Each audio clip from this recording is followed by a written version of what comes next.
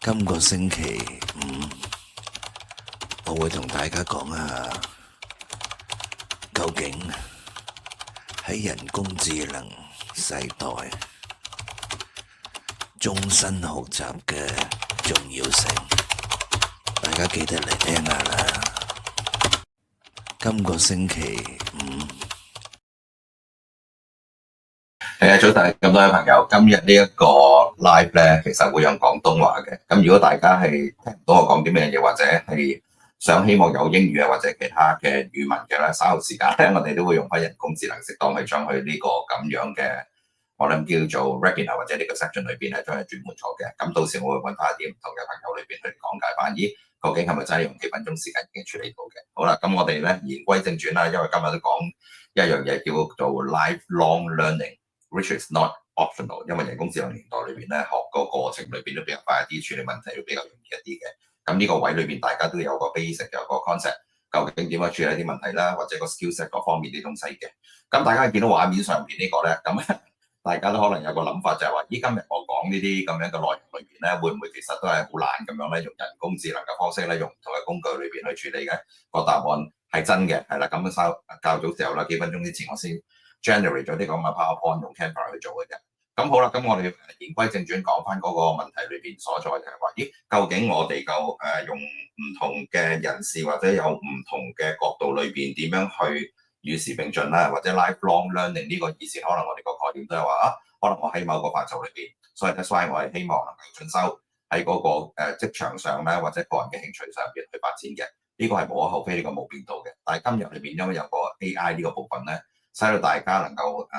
匯集到啲資料啦，或者個學習嘅過程裏邊可能快咗10倍或者100倍嘅。咁呢樣嘢我哋如果唔用呢個咁樣嘅技能裏邊去處理咧，我哋好快咧就會喺嗰個社會上邊去脫節咗啦，甚至乎日常生活裏邊都有啲問題出現嘅。咁我哋一陣間都會有幾個唔同嘅 point highlight 出嚟，希望大家都喺呢個位裏邊咧有翻自己一啲唔同嘅諗法嘅。係啦，咁我講到唔同嘅諗法呢個關鍵啦，因為我哋發覺有一個問題出現咗，就係而家大家太過依賴 AI 去幫我哋處理一啲問題嘅，咁好多時候自己都冇自己一個睇法喺度，都係好表面咁樣去處理一啲問題嘅。好啦，咁我哋就變翻一個比較合理嘅畫面出嚟先啊。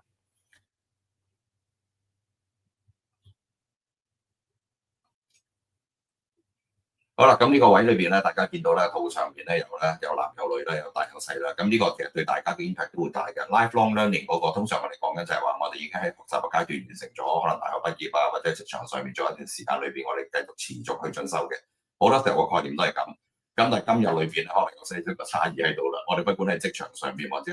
一啲退休人士啊，或者唔同類型嘅年輕嘅朋友咧，其實我哋都不斷咁去學習。學習係咩嘢咧？係咪自己最有興趣或者對自己個工作上幫助好大嗰啲咧？未必嘅，但係反為一啲嘢就係話，我哋可能係唔清楚，但係我哋比較容易啲去了解到其實有啲咩嘢，我哋可能對自己有啲幫助啦，或者可能用一啲唔同嘅角度裏邊了解咗之後咧，同其他嘅人士去溝通咧係更加方便嘅。所以 AI 咧呢個人工智能裏邊尤其生成式呢個部分咧，對大家嘅幫助係超級大嘅。咁超級大嘅情況之下就係話啦，如果你唔識拿捏咧，咁你就比較困難同人哋去溝通。尤其是今日啦，呢個新世代裏邊，我哋講嘅。之前嚟講 Gen Z 啦，跟住有 Alpha、有 Beta，有各方面呢啲唔同嘅朋友喺度啦。因為大家思維嘅模式、處理問題嘅方法係已經唔同咗。如果喺職場上面，好多朋友都講㗎啦，新世代啲人講咧，老人家我哋冇辦法同佢溝通啦，又或者大家個期望又唔同啊，各方面啲東西嘅，完全理解嘅。咁所以今次有個好好嘅方法就係話，有個 AI 做一個中間人裏邊，使到大家更加容易去協調同去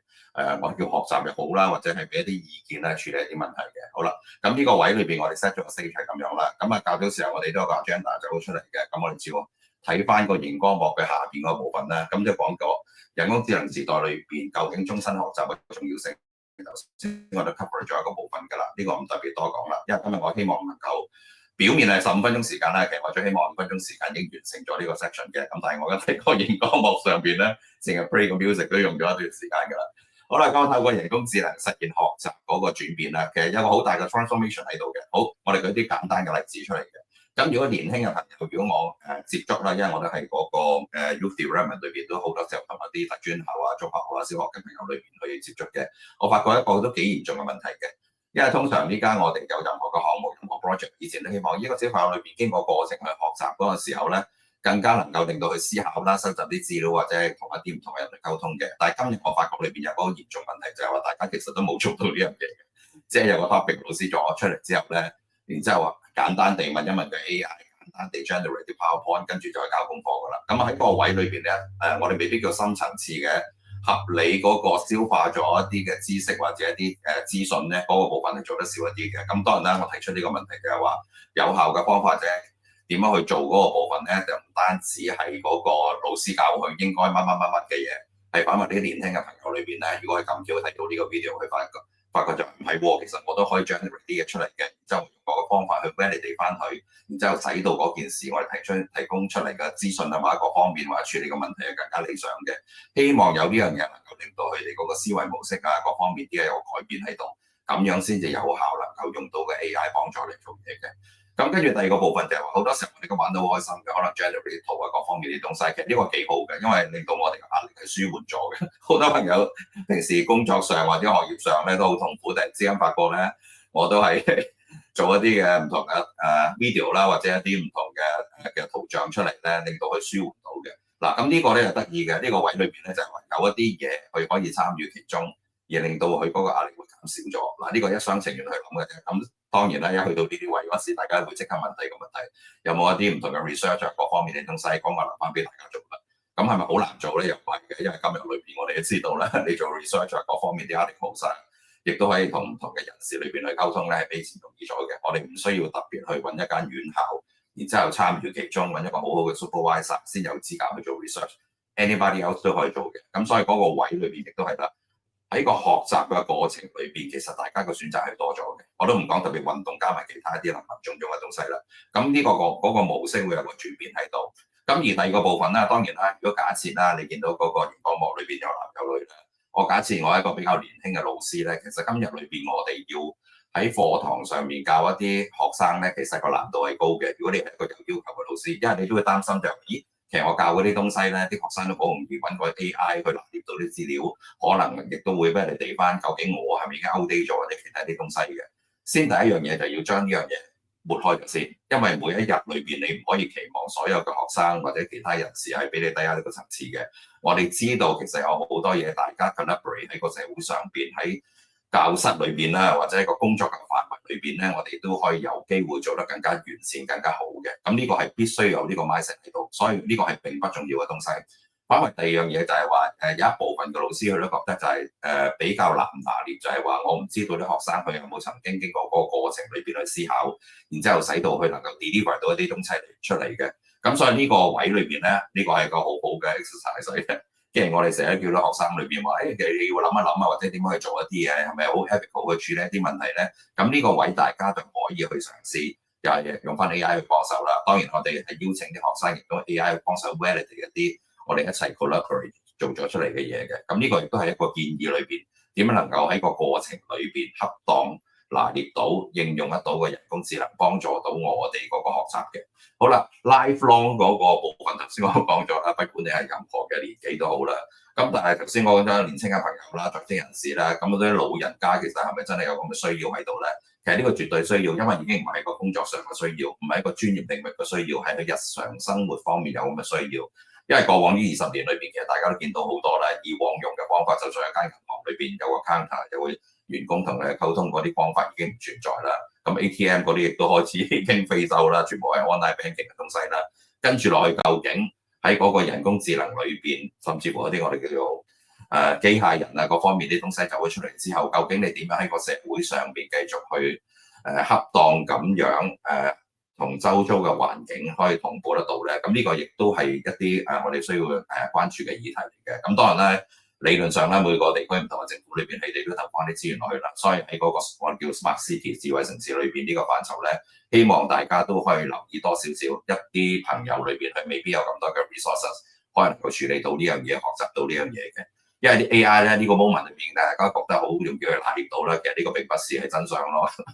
真正嘅真相裏面就係話，越嚟越嗰個鴻溝咧，比以前嘅所講嘅數碼鴻溝更加嚴重好多嘅。因為冇 AI，冇亦都好多我哋想嘗試做嘅嘢都唔知道，唔知道之後咧個話題亦都答唔到上口咧。咁 exactly 咧呢個咁樣嘅問題係超級嚴重嘅。咁我諗喺未來日子裏邊，我哋希望做多少少嘢出嚟，亦都有好多唔同嘅 community 裏邊，大家互相幫手。咁如果我自己喺個 social media 入邊見到有好多唔同嘅朋友嘅，有啲朋友就 everyday 都會 keep up。最新一啲我哋叫做功能咧，或者一啲唔同嘅我哋嘅 foundation 嘅 platform 裏邊有啲咩東西去分享出嚟嘅，咁呢個係絕對係好多謝佢哋啦，因為呢個位去到呢個 moment 都比較容易 access 得到，所以喺唔同嘅朋友裏邊，佢哋都有機會可以接觸嘅。咁當然啦，另外一樣嘅 brand structure 咗去使到更加唔同類型嘅人士去睇到自己嘅身份，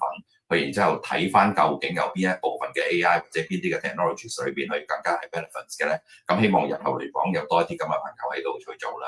咁而另外一個位裏邊咧，我哋成日講嗰個 mindset 嘅轉變喺度啊。點解會講呢樣嘢咧？因為我哋處理問題咧，好多時候都係憑一個以往嘅經驗同埋認知嘅手法去做嘅，尤其是專業人士啊，如果你講緊以前 finance 或者其他啲朋友裏邊，佢都甚至乎啲產品開發都係啦，佢都覺得其實每一樣嘢都要經過個程序嘅，每一樣嘢喺個過程裏邊都可能係1-2年嘅時間去做嘅。咁但係今日唔同咗，因為今日我哋一眼見到係差唔多見到個 result 噶啦，因為 AI 好容易就 pop up 咗一啲 result 出嚟。當然啦，佢嗰啲 result 係根據人哋好多唔同嘅朋友裏邊佢嘅經驗啊，同埋實際上現時個社會上邊係發生緊啲咩事，而得出呢啲咁樣嘅推斷嘅，係啦，我呢個未必叫結論嘅，不過好多朋友都攞住呢個當喺個結論裏邊去繼續 move forward 落去嘅。咁喺呢個位裏邊咧，個處理問題個 mindset 要轉變，所以其實亦都係啦，又係講翻年輕嘅朋友，新一代嘅朋友，不管大家對於個生活啊、個人嗰個生活嘅質素啊，或者點樣同人溝通裏邊有唔同嘅睇法都好啦。咁其實呢個部分裏邊咧，大家都會有一個比較好嘅 mindset，因為你哋所接觸嘅係新嘅 ，OK， 即係等於如果我係一個千禧世代或者係呢個互聯網世代嘅朋友啦，今日我哋叫做 AI 世代嘅朋友啦，我哋諗嘅嘢、做嘅嘢、解決問題嘅方式都係完全唔同嘅，所以我哋呢啲叫石器時代嘅朋友啦，石器時代即係可能講緊2000年之前嘅朋友都係叫石器時代㗎啦，都20幾年㗎，已經係喺嗰個位裏邊咧，其實我哋要盡量係同步少少，咁你即刻話同步即係點咧？咁我哋如果有辦法能夠同個 AI 溝通咗之後，大概知個 behavior 係點樣嘅，有啲咩嘢去 get 到一啲嘅 response 出嚟，所以 that's why 我哋理解到究竟大家嘅諗法係如何。OK， 我講到呢度話，大家諗法係如何，因為大家已經習慣性地當有問題嗰陣時，或者當一啲嘅我哋想了解嘅東西嗰陣時咧，我哋都會經過嘅 AI 俾啲 feedback 俾我哋嘅，咁所以其實我哋比較容易拿捏到其實大家現時嗰個諗法，現時大家嗰個唔好用套路呢個字，一講到套路好似好奇怪，所以個角度裏邊睇，咁喺成件事裏邊係容易去理解，同埋更加容易做啲更加 outstanding 嘅東西出嚟。第一，因為我係知道大家嘅諗法會係咁，我當係一個消費者。咁第二個部分，啲消費者嘅諗法係咁樣，所以你更加有效去做一件事出嚟，不管呢個服務嗰啲產品裏邊去滿足佢哋期望嘅。咁所以個思維模式咧，其實每一日咧都有好多人提供一啲 feedback 俾你嘅。即係以前我哋讀書成日講有個 feedback loop 啊嘛，其實我哋成日話喂，客戶你想要啲乜嘢，你話俾我聽，我照做啦。呢個係最有效嘅，因為你知道有人會 appreciate 你所做嘅嘢。而今日咧呢個角色裏邊 AI 其實係幫緊我哋嘅。當我哋識得欣賞佢嘅情況之下咧，其實不管你做 marketing 啊、做 product development 啊、做 whatever kind of services 咧，其實都會有個幫助嘅。咁所以呢個就係我頭先所講啦。咁個思維嘅模式，當然啦，技能嗰個部分就唔係單一用一個 AI 嘅產品啦，每個 AI 產品都有啲把握喺度㗎啦。咁亦都喺唔同嘅國家、唔同嘅地區裏邊，佢哋都會有一啲嘅差異喺度嘅。咁視乎翻我哋實際嘅需求。好啦，一講到呢啲位嗰陣時咧，其實又發覺咧，咦唔係喎，翻轉頭又唔係 AI 萬能去做晒啲嘢喎。其實每一個人裏邊咧，什麼 critical thinking 啊、whatever 嘅東西裏邊咧，最 foundation 啦、back to basic 嘅嘢，全部都係存在喺度嘅。呢個亦都係個事實真相。咁所以究竟你話，咦，我呢家喺學校裏邊、院校裏邊讀書啊，各方面啲嘢咧，其實翻轉頭幾十年前你需要嗰個概念同埋個學習嗰個態度咧，係完全仍然存在喺度嘅。只不過係多咗個工具裏邊方便你當有問題查詢嗰陣時，你唔使等咁耐，唔使特別去揾一個老師加埋其他啲東東西西，你預先已經做咗 preparation 喺嗰個位裏邊，再同一啲有經驗嘅朋友裏邊去傾談去修正。點解會咁講咧？其實你喺嗰個互聯網上邊用 AI 個角度裏邊，佢一個 generic 嘅 information 俾咗你，但係我哋都知道咧，不管係生活嘅方式有好多唔同嘅情況之下，其實有好多未必叫 hidden agenda，但係嗰啲位裏邊係實際環境裏邊嘅運作，你必須要同相關人士有個交流，你先至會知道唔會走錯咗條路。咁所以呢個位裏邊咧，就係同一時間裏邊呢個技能啊各方面啲嘢，嗰個策略上都會咁樣。而另外一樣嘢就係話，佢嗰個實用策略係點咧？如果你真係喺嗰個 live learning 嗰度，佢會 really depends on 你自己現時你究竟係追求啲咩東西嘅。咁如果你話我淨係想喺我自己行業裏邊去追求去長遠或者其他啲嘢咧，其實呢個係可以幫到大家嘅，已經係有時同科技有關啦。咁但係反為調翻轉第二樣嘢就係有啲你未必係認識嘅東西，但係你又想了解人哋個行業發生啲咩事咧嗱。呢個 AI 個部分就幫助你好大啦，因為好多時候我都講咗啲 generic information 裏邊，基本上個 mechanism 點樣去運作啊，有咩嘅 resources 嗰啲咧，你係容易去理解，所以你有機會做咗第二條賽道出嚟，甚至乎你發覺原來喺第二個範疇裏邊咧，你做出嚟嗰個效果同埋你個成就會更高添嘅。咁呢啲亦都係我哋要了解到 back to basic 係人呢一方面有個基本嘅概念去行前一步，但係我哋必須要知道呢個人工智能 AI 呢個部分有啲咩 available 嘅東西出嚟。而去影響到其他你周遭嘅人士、唔同嘅行業、唔同嘅國家、唔同嘅策略各方面啲東西，咁成件事咧，你就 always 都會做到同步呢個效果。只要能夠做到同步咧，就好多選擇都喺你身上嘅。一講到選擇呢個位裏邊，我哋亦都喺過往呢段時間好多時候見到啲大公司裏邊啦，成日都話人工智能做唔到，我先會請人啦。雖然佢哋講啲嘢就比較係無聊少少嘅，但係都唔緊要啦，因為佢有個 authority 喺度影響到我哋嘅生計嘅。如果調翻咗一樣嘢，其實任何間公司現時喺個市場上邊，佢係做緊某個行業，其實你係有興趣嘅話，你可以調翻轉去了解一個行業，提供一啲更加好嘅服務出嚟嘅。其實呢個位係關鍵嘅，因為 end of the day 咧，其實去到呢個 moment 咧，暫時都未俾機械人能夠或者人工智能係完全取替人類嘅。咁當然啦，50年之後可能係 another story 嗰個特別去多講，冇太過負面啦。但係今日呢個世代裏邊，我諗嚟緊呢3年裏邊咧，我哋如果能夠恰當去拿捏咧，其實可以創造好多更加嶄新嘅服務，更加嶄新嘅方法去處理一啲社會嘅問題，令到大家個生活環境會更加理想一啲添。OK， 好啦，咁嗰個位裏邊咧個結論都係啦。咁與時並進 life learning 呢個咧，其實同以前唔同咗。咁甚至乎你學習嗰陣時係咪真係去啲讀一啲唔同嘅課程，一啲院校裏邊咧，呢個就50% 嘅意思就係話點解咧？因為我哋現時嚟講仍然係會係接受好多唔同嘅證書啊，各方面啲東西咧，證明你程度只係有啦，不管你喺 LinkedIn 又好，或者喺一啲唔同嘅課程裏邊都好啦。呢個如果你感覺上良好嘅話，你咪照做咯。但係與此同時，其實你乜嘢課程都唔想，只要你能夠喺嗰個互聯網上邊，喺 AI 呢個 community 裏邊同其他啲朋友裏邊有個交流咧，可能做出嚟嘅效果，嗰個成效係更加高嘅，係啦。咁又係講嗰樣嘢啦，睇翻自己你自己嘅期望係如何，所以你嗰條路係點鋪落去。但係我 highly recommend 大家都係做一件事，就係話，不管你喺啲 LinkedIn 啊、Facebook whatever 嘅平台裏邊咧，係超多嘅高手喺晒度噶啦，佢哋都好多嘅 community 做咗出嚟，所以所以你 join 佢裏邊，可能 talking about 2日嘅時間咧，你已經學到嘅嘢咧，比起你自己係唔做居去自己去 study 啲東西咧，可能快咗1000倍嘅。咁呢個係關鍵嘅，因為點解咧？因為 AI 已經唔係好似以前咁樣，可能講緊1-2年嘅 technology 有個轉變啊嘛，呢家1日半日裏邊有個新轉變啊嘛，所以你只能夠用個好高速嘅方法裏邊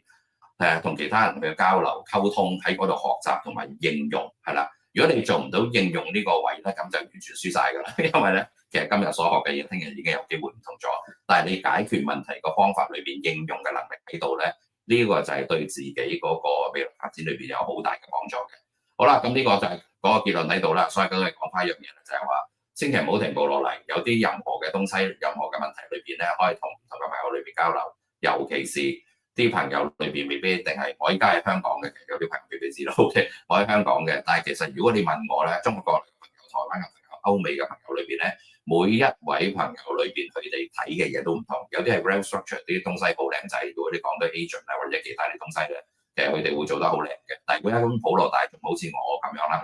我 declare 自己普羅大眾啦，我哋係唔需要喺到咁深喺個技術嘅層面裏邊，因為冇咁多嘅時間。但係反為咧應用層面裏邊咧，我哋係最值錢嘅，因為大家所做所有嘅嘢都係圍繞住我哋身邊去轉嘅啫。咁呢個俾大家一個 basic understanding 了解到呢件事先啦。OK， 好啦，咁嗰個位裏邊咧，其實我今日咧係做咗少少嘢嘅，個少少嘢係咩嘢嚟嘅咧？呢個就 last minute 嗰時 generate 嗰個 content， 你會都發覺咧呢個 content generate 出嚟嘅嘢咧，就同我所講嘅冇乜關聯嘅。但係咧我都講咗啦。如果有啲情況之下，不管你係交功課或者我哋在職人士裏邊有個 talk 要去講嘅情況之下咧，其實有個空間位咧係大家可以能夠用呢個人工智能高速地話俾你聽，咦，今日我究竟想做啲咩嘢嘅，佢係有辦法能夠幫到你手，share 到啲 information 俾你做一個參考嘅。好啦，咁所以咧，如果你見到啲人就話可能個 topic 同我講嘅一樣，其實好靚仔㗎。lifelong learning is not optional， 跟住就會同你 generate 咗相關嘅資料 show 咗出嚟嘅。咁其實我哋照喺度照板煮碗咁樣講翻個內容係咪合理咧？當然合理啦，因為講嘅好似 generic information 咁樣，就係 AI 佢會 generate 話翻出嚟 lifelong learning 好重要啊，跟住 human 嘅 AI 嘅 integration 好關鍵啊，跟住都講俾你聽就話你一定要與時並進啊，加埋其他啲 critical thinking 啊，同埋好多新嘅 opportunity， 所有嘅 generic 嘅嘢咧 AI 可以幫到你手嘅，呢啲真係1分鐘時間可以做到。但係反觀就係話，我哋未來日子裏邊咧越嚟越多嘅情況之下咧，我哋叫做 creation 嘅呢個部分叫做即係陳腔濫調嗰啲嘢咧，反為自己有一個唔同嘅見解裏邊喺嗰個部分咧，呢個係更加有價值，而唔會浪費咗大家時間嘅。嗱，我就浪費咗大家20分鐘時間啦，咁我高呼埋呢個出到1、2頁嘅位俾大家了解到啦。如果假設大家講一個同我相同嘅 topic， 你一個學生嚟嘅咧，其實如果你比較時間關係咧，利用呢種形式之下咧，都可以 frame 得到嗰件事。當然咧，我哋期望就係話你 frame 咗出嚟之後，係 in detail 裏邊再會更加深層次啲去做嗰件事。呢、這個先係真真正正我哋人類所謂做一啲學問啊，或者加埋其他嗰個部分啦。OK， 咁就大致係咁啦。咁臨尾嗰陣時，我都會 play 一首歌出嚟啦。通常我哋呢啲都係啲朋友今時今日裏邊咧，文字以外，通常啲音樂啊、video 啊、multimedia 嗰啲開開心心去做嘅嘢，減低自己嗰個壓力，呢、這個係更加理想嘅。好啦，拜拜。